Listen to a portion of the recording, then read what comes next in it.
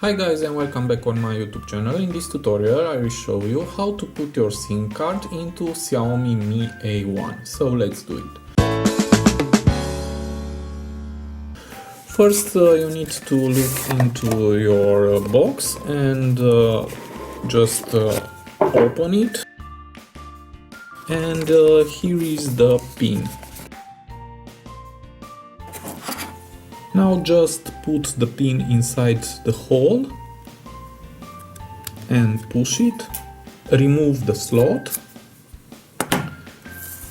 and for this phone you need a nano SIM card, and this is the right position, like this, and here you can put your memory card. Now just put the slot into the phone and push it like this, and now you can power on your phone.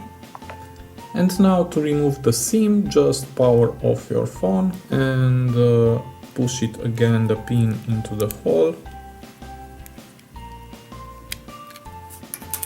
remove the slot and remove the SIM. If you want to put two SIMs into this phone, you can put the second SIM here, like this.